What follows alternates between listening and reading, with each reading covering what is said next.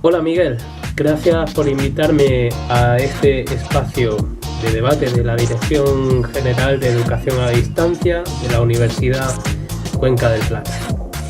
Mi nombre es Juan Díaz Sánchez, tengo 31 años, soy de Almería y licenciado en Periodismo por la Universidad Católica San Antonio de Murcia. Mi trayectoria profesional hasta la fecha ha sido algo variada, dado que he estado trabajando en la Caja de Ahorros Mediterráneo, concretamente en el espacio Camon de Alicante. He realizado prácticas en Interalmería Televisión, una televisión local. Desempeñé la labor de digitalización para el Centro de Patrimonio Inmaterial Almeriense y Fronterizo. Tengo que ir mirándolo porque son muchos datos y no quiero que se me escape ninguno. Además, pues colaboré en la cadena SER y en Canal Sur, gracias a este centro de patrimonio del que te hablo, en unos programas en los que hablaba sobre informaciones de tipo patrimonial. He trabajado en la Asociación de Periodistas, Asociación de la Prensa de Almería, gestionando las redes sociales del Anuario Crítico de Almería, una publicación que edita esta. Y también me encargué de la realización de unas pequeñas piezas sonoras en dicha institución que servían de avance de los temas que se iban a tratar en la revista. Empecé en el mundo del podcasting en el año 2008, con el objetivo de seguir practicando locución. En aquel momento hacía prácticas de radio en la UCAM. Estas acababan pronto y pensé que grabar mi propio programa era la excusa perfecta para no dejar de lado el micrófono.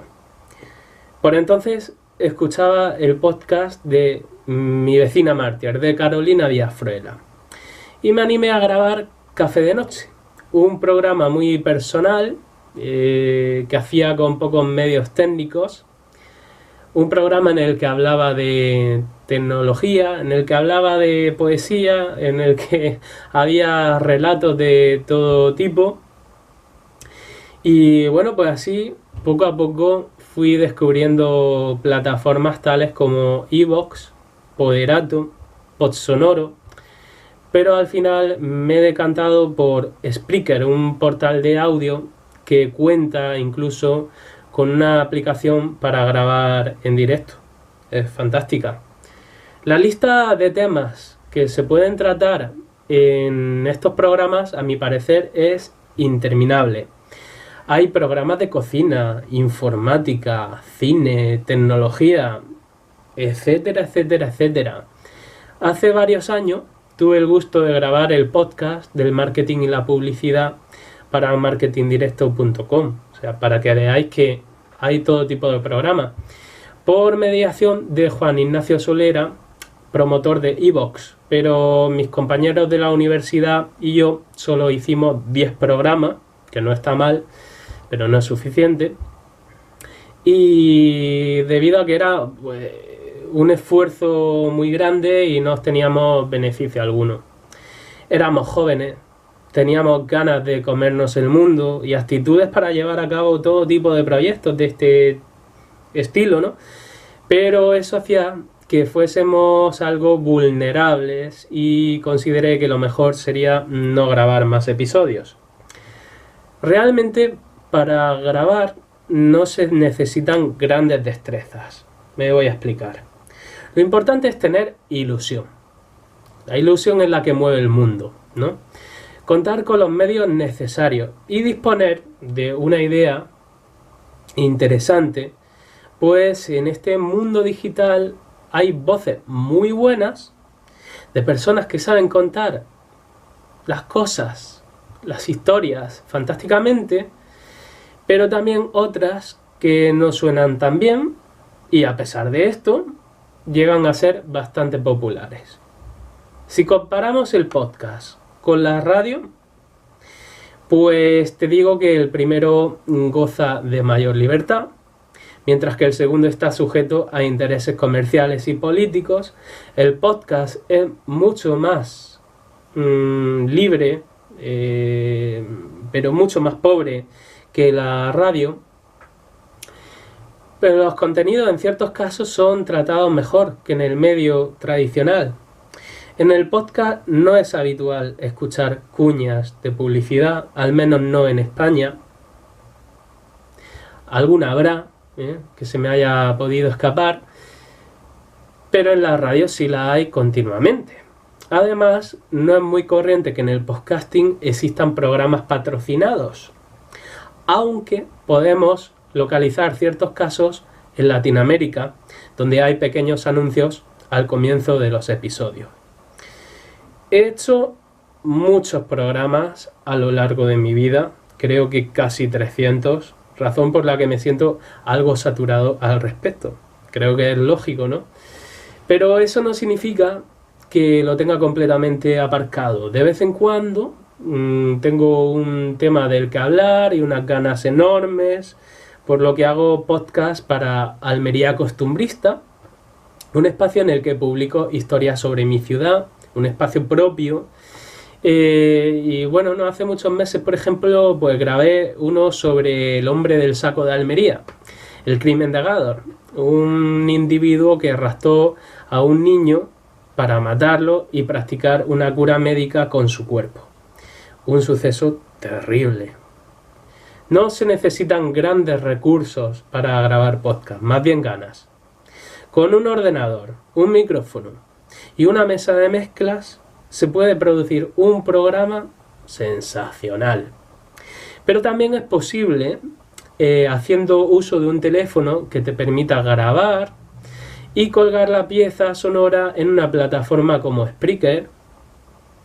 El resultado de estas grabaciones es un producto cerrado con altas dosis de experimentación, en el que hay lugar para la réplica por medio de audios que se publican con posterioridad en los programas, o bien opinando en las redes sobre algún aspecto que se ha tratado en el podcast, y el feedback por estas razones suele ser mayor que en otros medios de comunicación.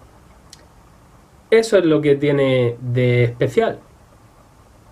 ¿Qué rutinas de trabajo conlleva? Pues hay que ser muy constante si lo que se busca es el éxito, ya que es necesario grabar cada X tiempo, sin perder de vista que detrás hay una audiencia. Es necesario editar los programas de manera que estos resulten atractivos. En el caso de grabar solo el bruto en el momento del directo, claro. Conviene estar al frente de las redes sociales con la finalidad de crear una comunidad de oyentes en torno al programa. Hay que estrujarse un poco la sesera y generar contenido interesante para la audiencia. Un podcaster, además, tiene que buscar aquella información que a veces olvidan los que se dedican a otros medios. Pero no ha de caer en el error de considerarse el centro del universo. Pues bajo mi punto de vista conviene ser humilde y no olvidar que la radio es la madre de los podcasts, a la que hay que tener respeto. El podcast apenas lleva años funcionando, mientras que la radio es centenaria, y eso ha de estar siempre presente para quienes graban. Para ir acabando, señalar que no hay perfiles en este mundo del podcasting. Es necesario, como te dije anteriormente, tener ilusión y unas mínimas aptitudes. Que no actitudes, aptitudes. De hecho, se trata de un medio que enamora, que cuenta con una comunidad cargada de personas que tienen mucho que aportar a este mundo alternativo de la comunicación. Y pienso que eso es maravilloso. Pues las voces de todos son las que accionan los motores de la realidad del podcasting, y cada una de ellas importa. Tanto o más que la de un locutor al que acostumbramos a escuchar en la radio. Miguel, estamos en un buen momento. Todos los soportes digitales son especialmente interesantes, dado que nos dan la oportunidad de extender nuestras voces a lo largo del mundo, por lo que las plataformas como YouTube, destinadas más bien a vídeos, permiten que los podcasts puedan ser mucho más influyentes, y eso, a mi parecer, es muy interesante en esta sociedad hambrienta de conocimientos. Esto no significa que haya que abandonar el podcasting, y mucho menos, o aferrarse a él como si no hubiese nada más en esta vida.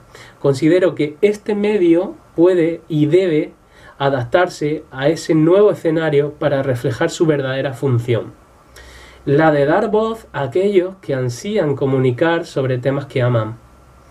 Además, es el momento de aprovechar el gancho económico de estas plataformas, como YouTube, pues es posible que en el futuro sus políticas comerciales sean distintas. Nunca se sabe. Hay varios podcasts que resumen muy bien lo expuesto en este debate, aunque más bien parece un monólogo o algo así, ¿no? Primero, el podcast de Olayo Rubio, un programa de un productor mexicano.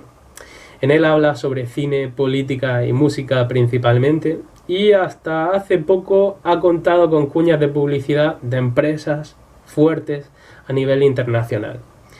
El podcast de Luis Castilla, un espacio sonoro sobre la situación política de México, el cual está muy bien editado y puede interesar a tus alumnos. La cafetera de radiocable.com, podcast dirigido por Fernando Berlín, periodista español que trabaja en medios televisivos y radiofónicos.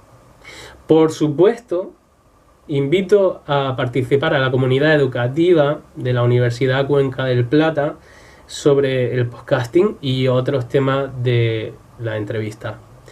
Muchísimas gracias, espero que os haya servido esta explicación y que os animéis a grabar programas.